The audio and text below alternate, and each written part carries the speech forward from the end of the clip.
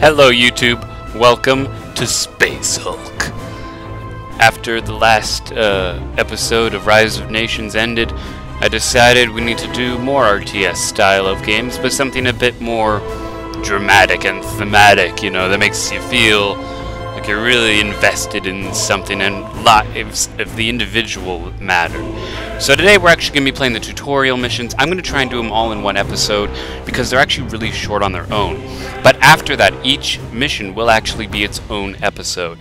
The times of each episode will vary, and it's not my fault if they go too short or too long. That's just how long it takes to get through, because some of them have different mission requirements to win. So, without further ado, let's head off to the beachhead. Our boarding torpedoes have breached the sin of damnation, and the sound of our bolters rings true through its corridors. It is imperative that we secure the beachhead before the Gene Stealers can mount a coordinated counterattack. All flanks must be secured to give us time to reinforce our position. Sergeant of the squad, accept your orders. One squad will be sufficient. You will deploy your Terminators here. We have predicted the enemy routes of attack. Defend the breach until a beachhead has been established. Alright, so that appears to be the end of the introduction of the mission, so let's go ahead and get right into that. This is kind of a slower paced game than things I normally do, so bear that in mind. Now, you'll notice there's going to be some tutorials popping up. You can go ahead and pause the video and read them if you want to, but in general it's pretty straightforward. I'm going to deploy some Terminators. We got here Brother Denio and Brother Goriel, and they're both going to deploy. We're currently the Blood Angels, which is actually the faction that I play in, well, real life, because I play Warhammer, the board game. And we have these awesome cutscenes that play whenever we gun down a Gene Stealer. And it's quite thematic. I mean, and if you look in the upper right-hand corner of your screen, you actually can see what each Terminator is seeing for himself to really give that nice personal feel. Now, we actually can zoom out, and we will be zoomed out for a bit more. We'll zoom out depending on what I need in order to demonstrate things. For now, we're going to start moving our Terminator forward, and more tutorials should pop up, and I want to kind of clear away those as they happen. But what I'm thinking we're going to want to do is kind of get our guy into position to be able to fight off the incoming Gene Stealers that are bound to follow. And he's going to go ahead and go into Overwatch mode.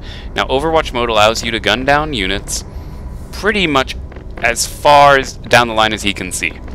So as soon as they start popping up, he'll be able to get some good kills. And we're just going to have this guy, Brother Goriel, march forward and go ahead and go in Overwatch. The enemy will fall before me. Now you notice that each Terminator actually has 4 command points, which are pretty much like actions that they let them do various tasks, such as shooting, defending, opening a door, anything. And then you have command points. Command points can be used, as you can see in the bottom left-hand corner, as additional actions that you can give to your Terminators in order to get them, maybe run them further or something. Now, I actually happen to know that the Gene Stealers can only move a maximum of 6 spaces. So they have 6 actions. So that means if we look here, 1, 2, 3, 4, 5, 6. So I know that there's no way Gene Stealer could run up on me at this time. So therefore I'm safer. But over here, it's possible that, like, you know, 1, 2, 3, maybe a Gene Stealer could, so we want to Overwatch that first. And that's kind of how I'm going to be explaining my thought process as we play through the game. Now you notice we didn't get a very good command point roll, but that's alright. Now they're going to want to teach us how to change, pretty much how to physically play the game, but I mean, don't worry about that, guys. That's not really going to be an issue, because I know how to play the game. So we're actually going to march this guy forward a bit, maybe get him a little bit further down. We only need one guy to survive, and we're just kind of on a killing spree kind of thing here. Now we are on normal, so that means there are possible bolter jams that could happen. So as they keep describing that, I'm just going to reposition my men, because eventually, I mean, there is going to be moments where it will be handy to be able, essentially, to look down. Okay, so we got our first Gene Stealer coming up out of the spawn, and we've just taken him out.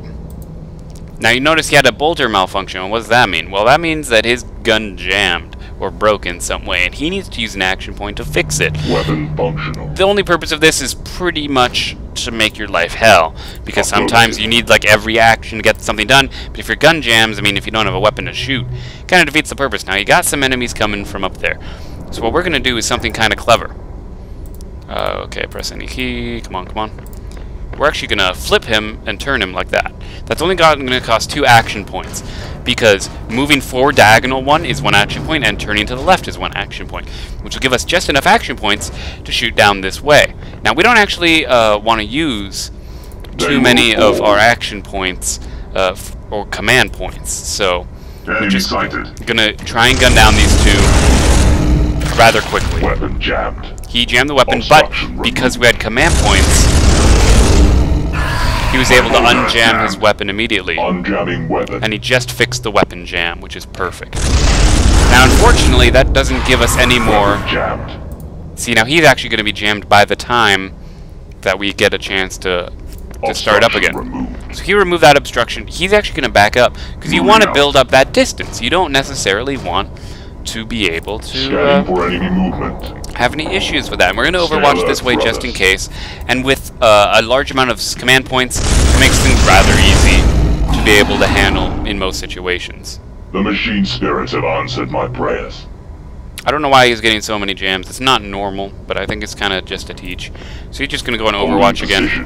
And that is the last one, so we're going to go ahead and turn this guy here.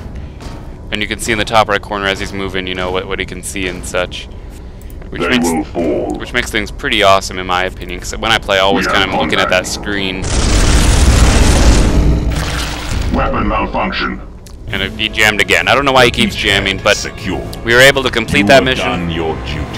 It only took us 7 turns, perfectly fine, so we're going to jump straight into the next tutorial mission. The Space Hulk's structure is treacherous. A collapse has left Brother Terminator Zale stranded. With his teleport Homer inactive, he must be retrieved by more direct means. Sergeant of the squad, accept your orders. Your troops are scattered. Terminators enter here. Multiple gene-stealer signatures detected in these areas. Only one brother is close enough to render assistance in time. You must reach Brother Zale before he is overrun by the enemy. Oh, okay, so that appears to be everything. So pretty much it's like we're trying to run to this guy.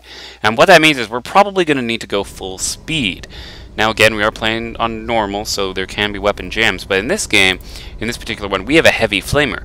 So what we want to do is essentially get him out of here. Because what we need to do is pretty much meet up our 2 units together. So we're going to have him run away, I think. Actually, no, we're going to have him back up. And I don't think we necessarily need to have him do anything ridiculous. Now, he can't actually shoot his gun, but that's okay, because I highly doubt he would die in the very first one. I'd be very surprised. So what we're going to do is we're going to do a power fist on the door. We're going to try and punch down the door. I hope it works. I don't know how picky the tutorial is. No, you have to shoot the door down. Okay, that's totally fine. We might need to replay it over and over. I've never played the tutorial missions, personally. Personally, I've never played the tutorial missions, so I'm not too worried about the difficulty of this. But if something arises in which we get screwed over, I mean, maybe I was supposed to burn on the first turn, and I was, huh? Well, if I don't... Okay, so I didn't die. That's pretty good. We're going to keep backing up 2 more spaces pretty quickly here. And we're going to flame out that whole hallway with our extra command points. So that's going to be something kind of cool. And I know we're backing up a bit closer to that guy right there. But that's not the end of the world. So we're going to use our heavy flamer to actually get a very nice sort of shot. And that should pretty much annihilate all the gene stealers. Now the thing is, this guy has limited ammo, which makes things a bit tough. Now we know that there's at least 1 gene stealer here, but we have so many command points. We may as well run to go and stare at him. You know, let's see how many there are. You know, and the blip changes randomly. So now as he turns, if you look on that right camera, he'll see how many there are. Okay, there's 3. Well, that's not a good thing. Let's see if we back up 2, I guess. So we're going to back up 1 square. And you'll notice, if a Terminator is moving, you know, he's going to back up and such. You know, and he's going to try and get out of there. Now, unfortunately, if he jams, we're screwed. And I don't know if we can necessarily win if that happens. So hopefully you don't jam your weapon. And the cutscene doesn't always play. This is an old game, you need to understand that. And when they walk through the fire, they also get hurt, which is something we're going to need to keep our people alive. So he's going to be stopped there, and that's okay.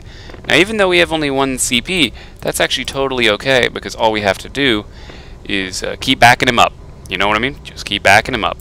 Are we going to lay down more flames? Well, let's see. Let's do some math here. 1, 2, 3, 4, 5, 6. So, no, we don't actually need to do anything. Let's see this guy. 1, 2, 3, 4, 5, 6. He won't even get a swipe, so we don't need to waste our ammunition. We can just back him up 1 more time. And this corridor will be long enough and we'll be able to flame out everything afterwards. He, on the other hand, is going to go ahead and just kind of run. Yeah, let's just have him run. He doesn't even need to look behind him because we're not going to be able to overwatch anyway. So pretty much I'm just trying to be as efficient as I can, and we're going to pretty much meet up in this little room. And that's going to be what happens. I'm not going to lie, that's what happens. In fact, we may as well walk forward since we're not even going to be using our command points for anything, since we've mathematically calculated that if anything, he'll just be right up in our face.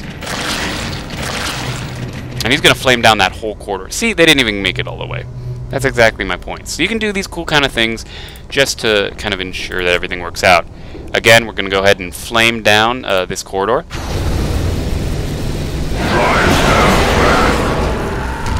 Now see how that one didn't necessarily die. That's why you always want to leave a bit of flame in the front, just in case. Now, in order to transfer this, I'm not actually sure. So that's only 1 thing. So we might be able to get out in 1 go. Because, let's see, 1, 2, 3, 4, 5, 6. Again, there's no way that they're necessarily going to be able to get out. So I just need to walk this guy backwards. And yes, turning around would be the same issue. So I'm just going to deliver it to him, and we're good. Returned to us. We saved him. The enemy has been denied. So we got out of there. Pretty good, pretty straightforward. Not too surprised at all about that. Lorenzo now, under attack. We're in the final tutorial mission of this. Zale, your brethren were tasked with locating an aging control room just beyond our perimeter. However, fighting around the beachhead has drawn more gene stealers than expected out of hiding. Our forces must break through before they are cut off. Sergeant of the squad, accept your orders. 1 squad is available for your command. Terminators enter here. The enemy approaches from these points. Get the squad safely to the exit zone. Reaching the objective in time is vital to the battle plan. Protect your flanks, and do not underestimate the gene stealers. Alright, so pretty much we're doing a simple march down some corridors to kind of teach you how to do squad management. Because when you start to command larger amounts of people, things get a bit rough. So what it's explaining here right now is that your sergeants allow you to re-roll your command points.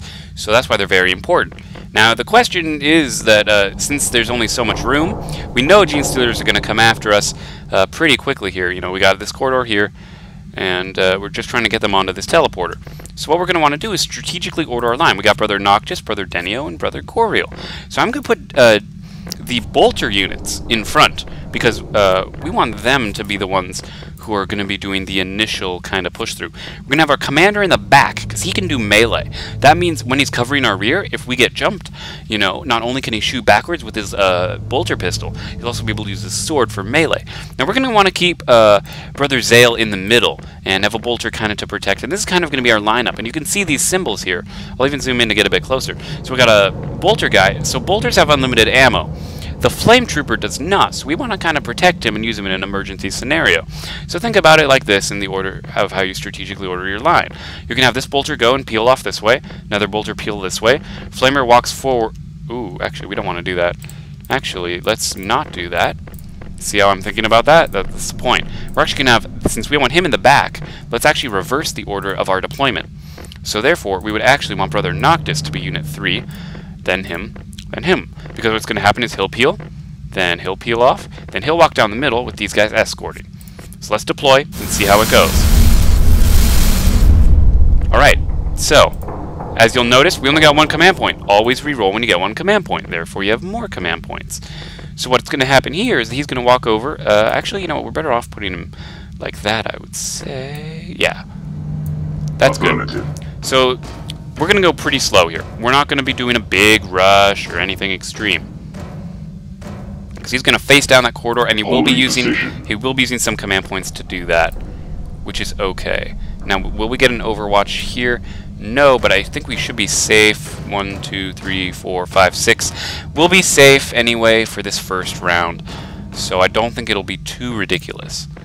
And then everyone else will just kind of march forward. We want to keep that's something you should always keep in mind in Space Hulk when you're playing. You always want to keep your army together most of the time. There's a couple instances where you want to split up, but it's easier to function when you're in kind of that squad mentality. And, yeah, we're just going to end our turn because one command point isn't going to be enough. So 1, 2, 3, 4, 5, 6. They're not going to be able to attack, don't worry.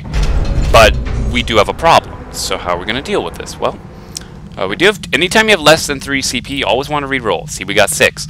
This will allow us to shoot. Never melee. The enemy is extremely good at a melee attack. Like, that's just something you should know. Now you can see, notice here, this guy can only see this Terminator, so he can't shoot past his brother. Only this guy is going to be able to use his Storm Bolter to try and clear out the enemy. And we were able to get a successful attack. Now what's cool is he can shoot diagonal though. So he's going to turn and just go for it, you know? He's going to just gun him down, and that's what we want to see. So therefore he can go ahead and march forward a bit to try and make sure he's got that angle. If you look... if you go close enough to the enemy's spawn zone, actually you're not going to be able to spawn, which is something we want to take advantage of.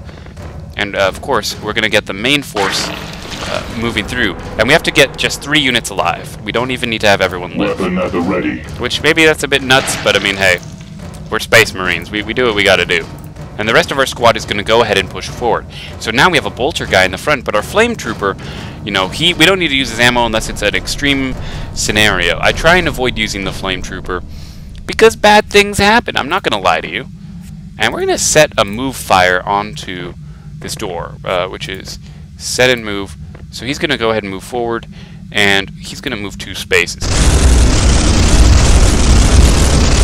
Oh no, we have a gene stealer right there. That's not a good thing. Okay, we want to go into Overwatch, because I just realized there's a gene stealer up here we did not prepare for. But that's why I have a bolter in front, so that way he can get those long-range corridor shots. Now, if they jam, we're screwed. Because now we're in a position where we could potentially see some serious problems.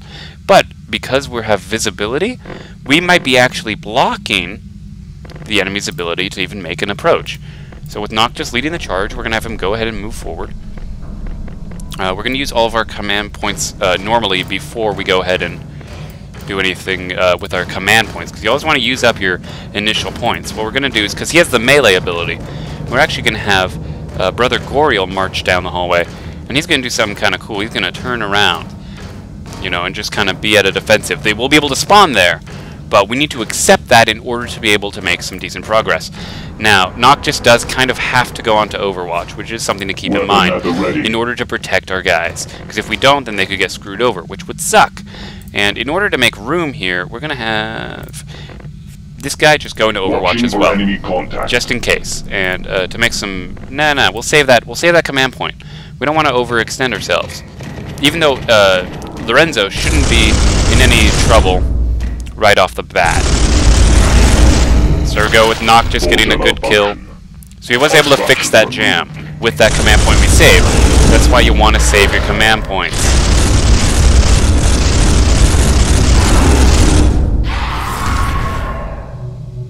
Alright, so, as you can see, this is why Space Hulk gets a bit nuts. Even if it is a slower game, that doesn't necessarily mean it's bad. So we did try and re-roll, it did not work out. But all we gotta do to win is just get our guys on the teleporter, so... He's going to walk and stand on the teleporter. Now we're going to do something kind of cool here. We're going to have him move 2 spaces forward, because he's gone. Like, once they teleport out, they're gone, which is something you gotta be very careful about. And we just need to get 3 of our men alive. That's the sad thing in this game. You can totally win by just, like, leaving, like, we're gonna probably leave the commander behind, but he can handle himself. So that's what I'm betting on here. Because we're gonna have him actually go ahead and do a flamethrower attack. Don't ask about the physics behind that. But what it does is it allows him to go ahead and get in position to walk away. Because we do want our guys to be moving as quick as we can. So see how that will stall and buy time. Now when you flame through a door, it'll actually disable the door. So we can't shut it should we need to necessarily, like, spend an action point. Now if we lose Brother Lorenzo, that would suck, but again, he's the commander. With that sword, I trust him to defend my rear. And we don't even have any command points, so if he's got a jam... has failed me. Now he has that lightning sword, so hopefully he'll be able to stab the Gene Stealer. Or he'll just die like a lame person. Well, we only need so many soldiers to survive, and we only got 1 out, so we're still gonna win the mission. Kinda sucks that that sword didn't really help him at all. Anyway, so they're just all gonna kind of walk off. Because why not? I mean, we win, like, the moment, pretty much. Yeah, we just won. So there you go. Too bad we lost the commander, but it gave us time to get everyone else out. And that's okay. There's no progression in terms of if the unit dies, we don't get him in the next mission. Our forces are free to advance on the objective. Prepare yourself for battle. Alright, so we were able to survive the mission, and hopefully you guys enjoyed this episode. And I will see you guys next time.